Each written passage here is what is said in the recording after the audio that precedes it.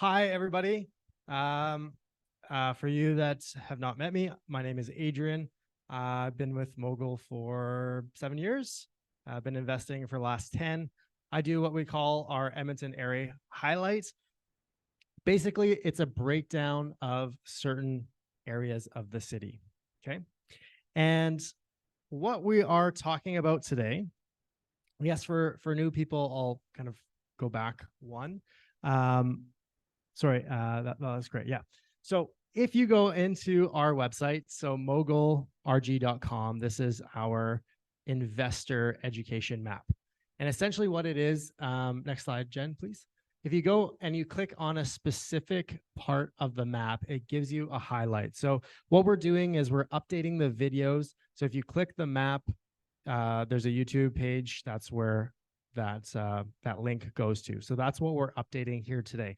And ironically enough, we are doing Henday South. So Rebecca, if you're curious on the very desirable area, and my man over here is saying, he's like, I love the South. This is the area I want to be in. So yeah, it's super great area. And we'll get into the details here.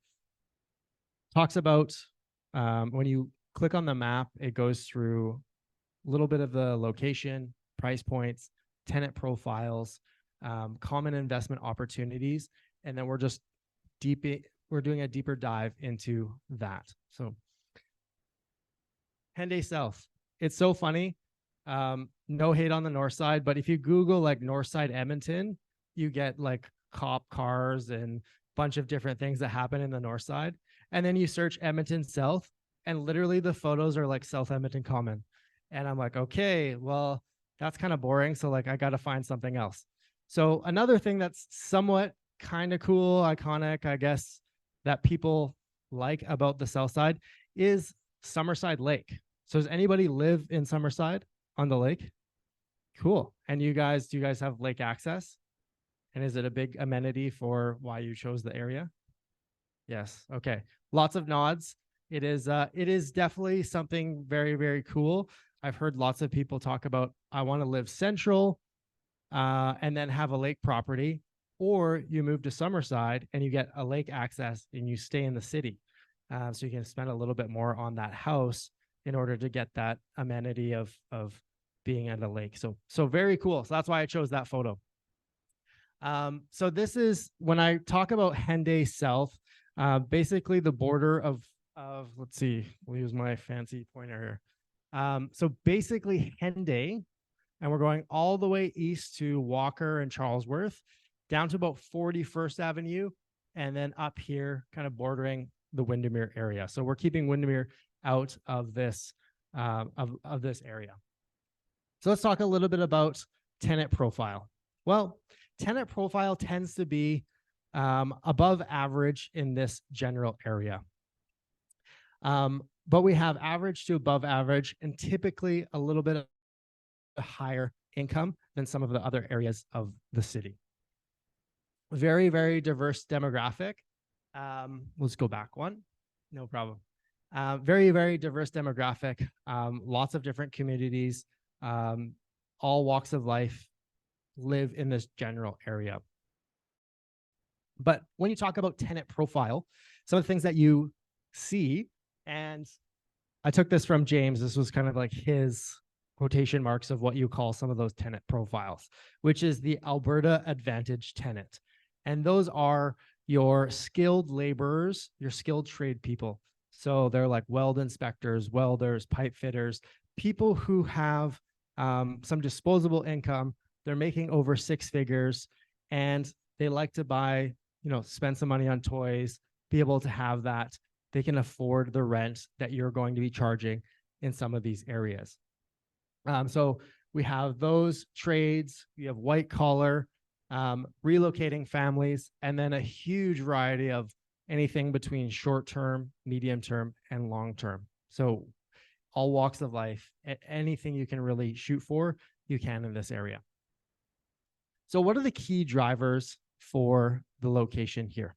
Well, a couple things that are going on. We often talk about the transportation effect. That is basically, if you take the radius of about 800 meters, what they're saying is if you purchase a property within 800 meters of a given LRT, SkyTrain, any sort of station like that, you typically see an 8 to 12% increase within the first 2 years of it being in operation. So Henday South, they never really talked about having LRT. It wasn't really a conversation. Most people were going more central, but as part of the city's plan to really help cut costs on all the infrastructure and things that are happening, they decided to push the LRT south and really focus on that. So we'll get into that a little bit more.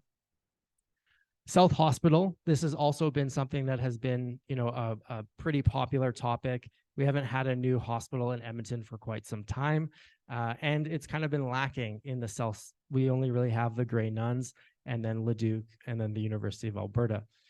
So a new hospital is really going to help. I don't know if anyone hopefully has not been to an emergency room lately, but wait times are crazy, and they're really trying to reduce that by bringing some more hospitals to our areas. All amenities. We talked about South Edmonton Common. You have everything there. You don't really need to go to downtown. You don't have to go to White Avenue. People can be within that kind of 15-minute commute, 15-minute city, being in this general area. And then accessibility, we'll talk a little bit more about that after. So this is just a highlight from the LRT map of what we're seeing and where it's going. So essentially, the plan is right now, we go to Century Park, which is about 23rd Ave.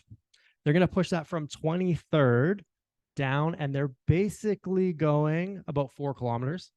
And so they have phase 1 and phase 2, kind of like the valley line right now. There's the south part and then there's the west part. This is also in 2 phases. 2024 is based on infrastructure, and they're planning to open phase 1 by 2029. 2 things that we're talking about a lot with the LRT is timeline delays. Everything with the Valley Line has been completely delayed. It's ridiculous. And then also the safety part. A lot of people don't feel safe riding the LRT. Typically, most people say the south is not too bad, but we're starting to see, problems come in different parts of the line as well. So hopefully the city can help push that forward and get people back on the LRTs to continue an expansion in our city.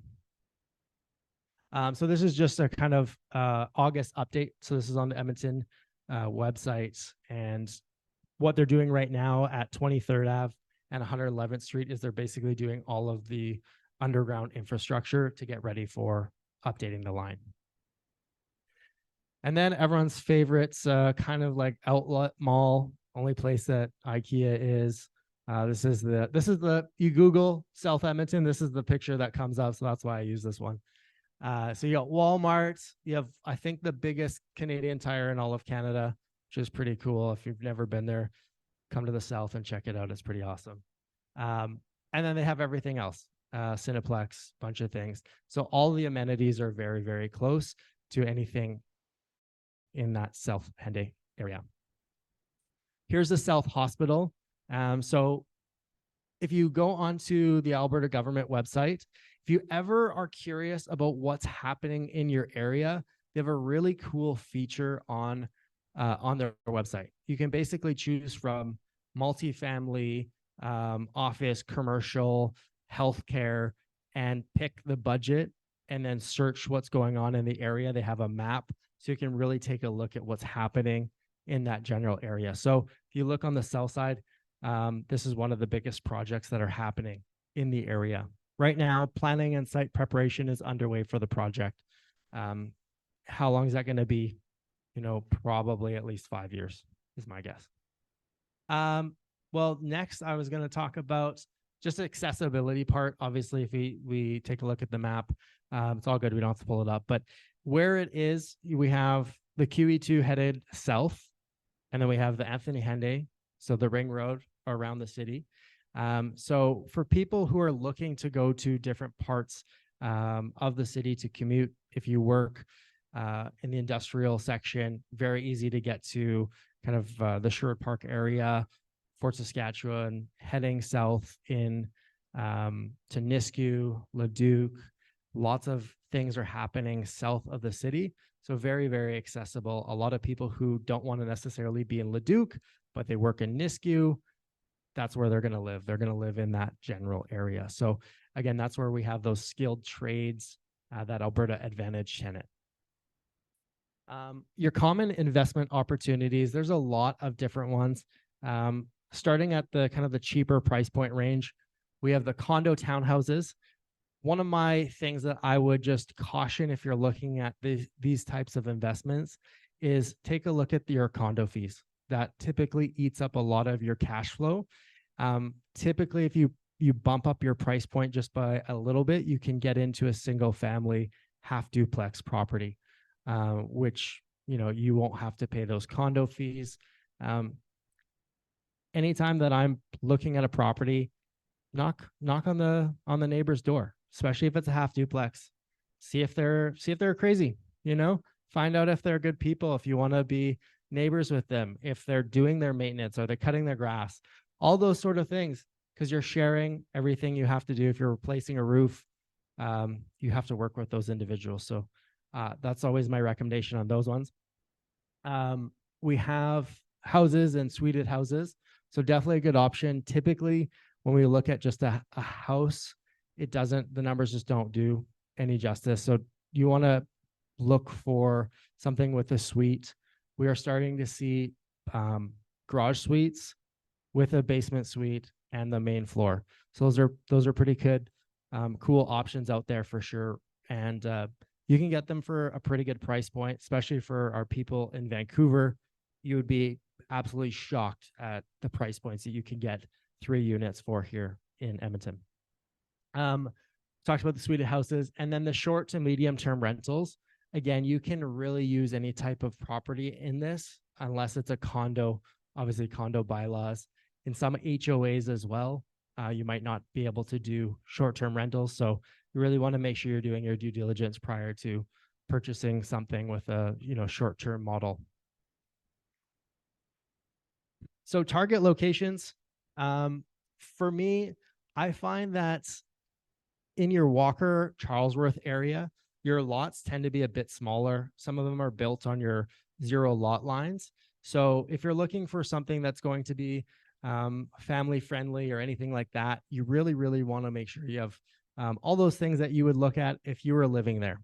You want a big yard, you want some of those things. So my real target areas are going to be in 2 spots, kind of in this section here, close to the Henday.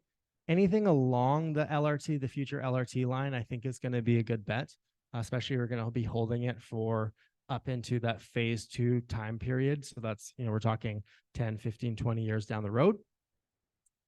And obviously the Summerside area, we talk about the lake, that's right here as well.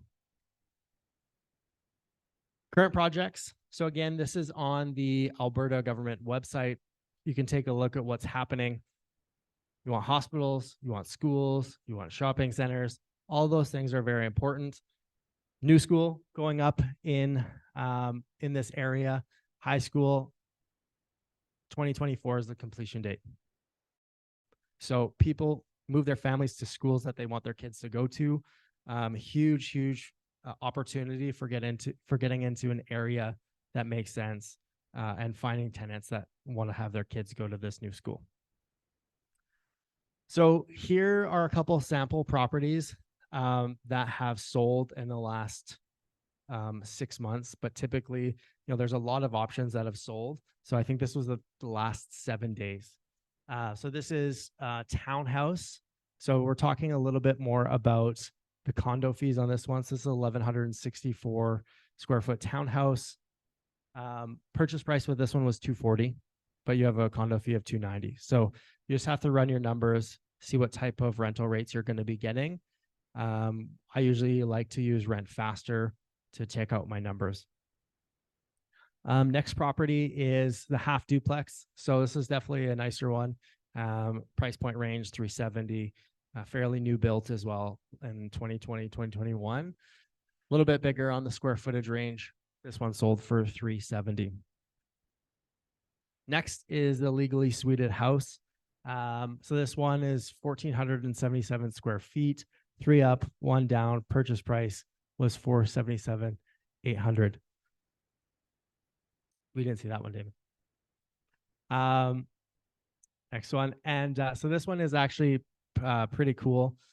So this is actually a short-term rental. I found this on Airbnb. This is right in the Summerside area, very close to the lake, triple car garage. You guys saw my last presentation about short-term rentals. We talked a little bit about what the strategy of some of the people who are doing Airbnb arbitrage and some of the opportunities. Big bedroom houses are huge. You can fit 16 people in this house plus.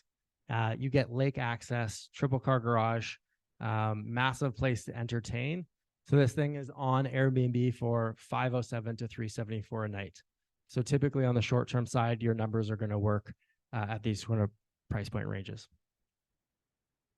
So conclusion, Henday South. Lots of things happening in the area. This might be the old one, but so a lot of things are happening in the area. Typically in some of these newer areas, we're just seeing places expand and not really seeing much new development. But here we're getting an LRT, we're getting a hospital, we're getting a new school, very close to amenities that are quite established. So not really any shakeup there. So I think it's a good opportunity. Biggest thing I would check when looking in these areas are your cash flow numbers. Because your purchase prices are higher, it's going to put a squeeze on some of your cash flow numbers.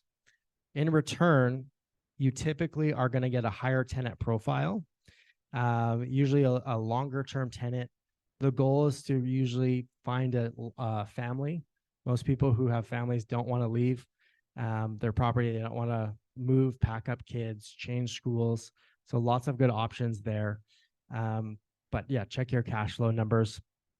And overall, lots of growth in the area. So I think that in really most price point ranges, there's a lot of opportunity in this area. So that's it for me. Thank you so much.